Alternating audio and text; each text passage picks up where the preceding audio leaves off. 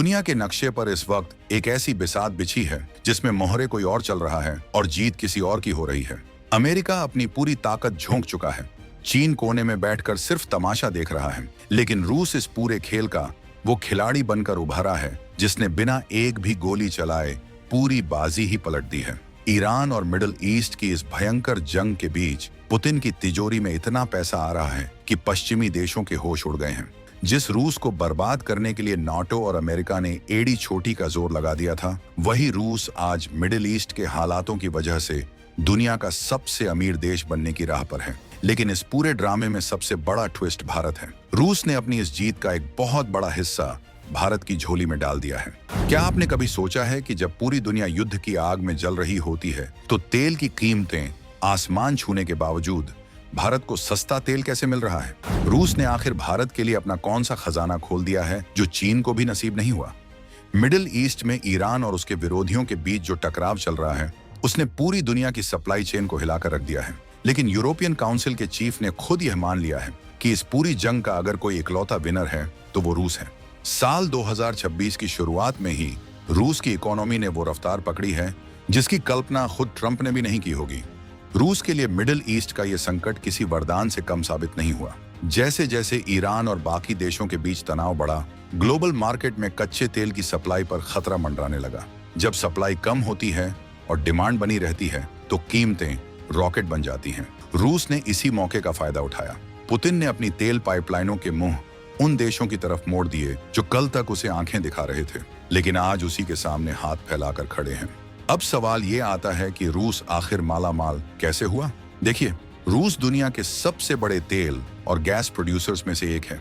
जब middle east में हलचल होती है तो दुनिया को डर लगता है कि कहीं तेल मिलना बंद ना हो जाए। इसी डर का फायदा रूस को मिला। साल 2026 के आंकड़ों को देखें तो रूस का ऑयल रेवेन्यू पिछले 3 सालों के मुकाबले 40% तक बढ़ चुका है। रूस ने अपने खजाने को भरने के लिए उन रास्तों का इस्तेमाल किया जो उसने पिछले 2 सालों में चुपचाप तैयार किए थे। अमेरिका ने सोचा था कि वो रूस पर पाबंदियां लगाकर उसे घुटनों पर ला देगा, लेकिन पुतिन ने ईरान के जरिए ऐसा जाल बुना कि आज अमेरिका खुद उस जाल में फंस गया है। रूस ने अपनी इकोनॉमी को पूरी तरह से वॉर प्रूफ बना लिया है, यानी दुनिया में कहीं भी आग लगे, रूस का चूल्हा जलता रहेगा और उसकी जेब भरती रहेगी। इस पूरी कहानी में भारत का रोल सबसे ज्यादा दिलचस्प है। भारत ने अपनी विदेश नीति से दुनिया को यह दिखा दिया है कि अपनी शर्तों पर व्यापार कैसे किया जाता है। जब मिडिल ईस्ट में तनाव बढ़ा और तेल की कीमतें $100 प्रति बैरल के पार जाने लगी, तब भारत ने रूस के साथ एक ऐसी डील की जिसने वॉशिंगटन से लेकर लंदन तक सबको हिला दिया। रूस ने भारत को साफ कह दिया कि चाहे दुनिया में तेल की कोई भी कीमत हो, भारत को तेल पुराने और सस्ते रेट पर ही मिलता रहेगा।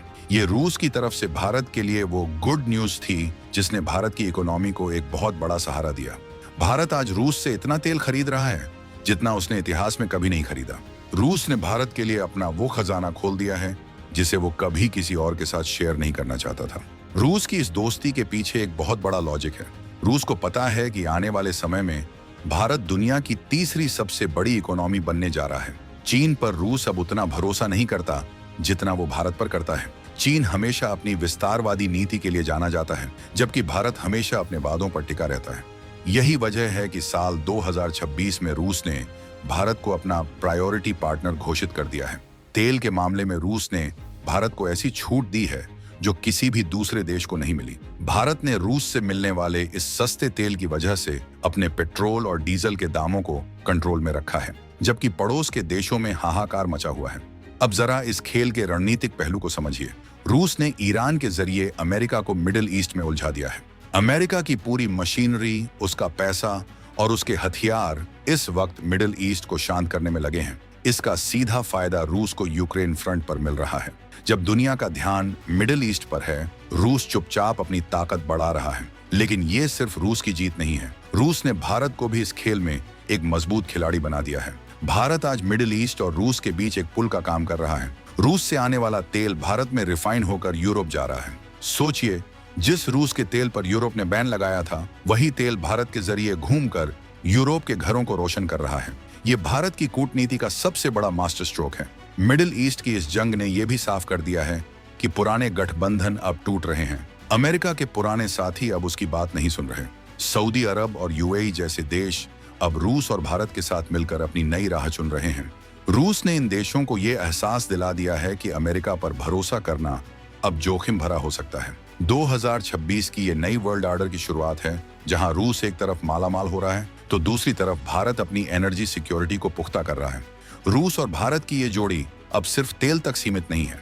आने वाले समय में आप देखेंगे कि कैसे ये दोनों देश मिलकर दुनिया के ट्रेड रूट्स को कंट्रोल करेंगे। भारत के लिए एक और अच्छी खबर यह है कि रूस ने अब भारत में बड़े स्तर पर निवेश करने का फैसला किया है। तेल से जो पैसा रूस कमा रहा है उसका एक बड़ा हिस्सा वो भारत के इंफ्रास्ट्रक्चर और डिफेंस सेक्टर में लगा रहा है।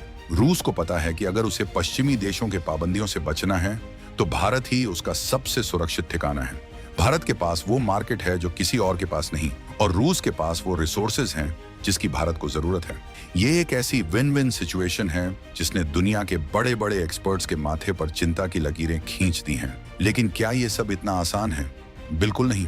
अमेरिका लगातार भारत पर दबाव बनाने की कोशिश कर रहा है कि वो रूस से तेल खरीदना कम करे, लेकिन भारत के नेतृत्व ने साफ कर दिया है कि हमारे लिए देश का हित सर्वोपरि है। भारत ने अमेरिका को दो टूक जवाब दिया है कि जब यूरोप रूस से गैस खरीद सकता है तो भारत तेल क्यों नहीं। रूस ने भारत के इस स्टैंड का पूरा सम्मान किया है। इसीलिए जब ईरान की वजह से सप्लाई चेन में दिक्कतें आईं तो रूस ने अपने जहाजों का बेड़ा सीधे भारत की तरफ मोड़ दिया। रूस ने यह साबित कर दिया कि दोस्ती सिर्फ कागजों पर नहीं बल्कि मुश्किल वक्त में काम आने का नाम है।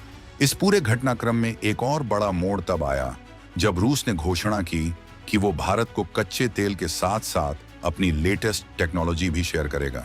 ये वो चीज है जो रूस ने आज तक किसी भी देश को नहीं दी। तेल तो सिर्फ एक जरिया है, असली खेल तो उस प्रभुत्व का है जो रूस और भारत मिलकर इस क्षेत्र में बना रहे हैं। मिडिल ईस्ट की जंग में जहां दूसरे देश बर्बाद हो रहे हैं, वहां रूस की तिजोरी और भारत की इकोनॉमी दोनों को नई उड़ान मिल रही है। रूस ने भारत को यह आश्वासन दिया है कि चाहे कुछ भी हो जाए, भारत की एनर्जी सप्लाई में कोई कमी नहीं आने दी जाएगी। जैसे जैसे हम 2026 के अंत की तरफ बढ़ रहे हैं, ये साफ होता जा रहा है कि रूस और भारत का ये गठबंधन दुनिया की नई शक्ति बनने वाला है। मिडिल ईस्ट में भले ही अशांति हो, लेकिन उस अशांति के बीच से एक नया रास्ता निकल रहा है। रूस ने अपनी चालाकी से न सिर्फ अपनी अर्थव्यवस्था को बचाया है, बल्कि भारत जैसे सच्चे दोस्त को भी साथ लेकर चल रहा है। ये वो समय है जब दुनिया के समीकरण बदल रहे हैं। रूस का खजाना खुलना सिर्फ उसके लिए नहीं, बल्कि पूरे एशिया के लिए एक बड़ा बदलाव है। अब गौर करने वाली बात यह है कि रूस ने ईरान के संकट को कैसे अपने फायदे के लिए मोड़ा। ईरान की भौगोलिक स्थिति ऐसी है कि वो दुनिया के सबसे महत्वपूर्ण समुद्री रास्तों को कंट्रोल कर सकता है। रूस ने ईरान के साथ मिलकर ऐसे अल्टरनेटिव रूट्स तैयार किए हैं जिनसे वो पश्चिमी देशों की नजरों से बचकर अपना व्यापार जारी रख सके। इन रास्तों का सबसे बड़ा फायदा भारत को मिल रहा है। International north south transport corridor INSTC, जिसकी चर्चा सालों से हो रही थी, 2026 में वो पूरी तरह से एक्टिव हो चुका है। इस कॉरिडोर के जरिए रूस का माल भारत तक आधे से भी कम समय में पहुंच रहा है। रूस ने इस कॉरिडोर में भारी निवेश किया है ताकि भारत को तेल और बाकी सामान बिना किसी रुकावट के मिलता रहे। आप सोच रहे होंगे कि रूस इतना मेहरबान क्यों है? असल में ये कोई एहसान नहीं, बल्कि एक सोची समझी स्ट्रैटेजी है। रूस को एक ऐसे बड़े बाजार की जरूरत है जो भरोसेमंद हो। भारत की आबादी और उसकी बढ़ती ऊर्जा की जरूरतें रूस के लिए एक लाइफलाइन की तरह हैं। वहीं भारत के लिए रूस एक ऐसा पार्टनर है जो मुश्किल घड़ी में कभी पीछे नहीं हटता। जब पूरी दुनिया ने भारत पर परमाणु परीक्षण के बाद प्रतिबंध लगाए थे, तब भी रूस भारत के साथ खड़ा था। और आज जब रूस मुश्किल में है तो भारत ने अपना धर्म निभाया है। लेकिन इस बार भारत सिर्फ मदद नहीं कर रहा, बल्कि अपनी शर्तों पर ग्लोबल लीडर बनकर उभर रहा है। रूस ने भारत के लिए जो खजाना खोला है, उसमें सिर्फ कच्चा तेल ही नहीं है, इसमें फर्टिलाइजर्स, कोयला और दुर्लभ खनिज भी शामिल हैं। भारत के किसानों के लिए रूस से आने वाली सस्ती खाद किसी वरदान से कम नहीं है। 2026 में भारत में खेती की लागत में जो कमी आई है, उसका एक बड़ा श्रेय रूस को जाता है। रूस ने यह सुनिश्चित किया है कि भारत को अनाज उगाने के लिए जरूरी सामान की कोई कमी ना हो। यह दिखाता है कि रूस भारत के साथ अपने रिश्तों को कितनी गहराई से देखता है। तेल के खेल में रूस ने जो पैसा कमाया है, वो उसे भारत के साथ बिजनेस बढ़ाने में खर्च कर रहा है। मिडिल ईस्ट में तनाव का हर एक दिन रूस की ताकत बढ़ा रहा है। जितना लंबा ये संकट खींचेगा, तेल की कीमतें उतनी ही अस्थिर रहेंगी और रूस उतना ही मजबूत होता जाएगा। लेकिन यहाँ भारत की भूमिका एक बैलेंसर की है। भारत नहीं चाहता कि मिडिल ईस्ट में आग और भड़के, क्योंकि वहां लाखों भारतीय रहते हैं और वहां से भारत का गहरा नाता है। रूस इस बात को समझता है, इसलिए रूस भारत के जरिए मिडिल ईस्ट में शांति की अपील भी कर रहा है। ये एक बहुत ही जटिल खेल है, जहां एक तरफ युद्ध का फायदा उठाया जा रहा है तो दूसरी तरफ स्थिरता की कोशिश भी की जा रही है। रूस मालामाल हो गया, भारत को सस्ता तेल मिल गया, लेकिन अमेरिका और उसके साथी क्या हाथ पर हाथ धरे बैठे रहेंगे? 2026 के आंकड़े बताते हैं कि अमेरिका की डॉलर वाली दादागिरी धीरे धीरे कम हो रही है। रूस और भारत अब अपनी स्थानीय मुद्राओं रुपये रूबल्स में व्यापार कर रहे हैं। ये डॉलर के लिए सबसे बड़ा खतरा है।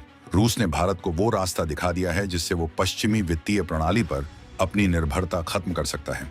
ये एक आर्थिक क्रांति है जिसकी शुरुआत मिडिल ईस्ट की इस जंग के साए में हुई है। रूस की जीत का सबसे बड़ा प्रतीक ये है कि आज पुतिन को दुनिया का कोई भी देश इग्नोर नहीं कर सकता। जिस शख्स को अलग थलग करने का दावा किया गया था, आज वही दुनिया की तेल सप्लाई की चाबी हाथ में लिए बैठा है और भारत उस चाबी का सबसे बड़ा पार्टनर है। रूस ने भारत से अपनी दोस्ती को जिस तरह से तेल की कीमतों के जरिए निभाया है, उसने अंतर्राष्ट्रीय राजनीति के पुराने नियमों को जलाकर राख कर दिया है। अब दुनिया ये देख रही है कि कैसे दो पुराने दोस्त मिलकर एक नया इतिहास लिख रहे हैं।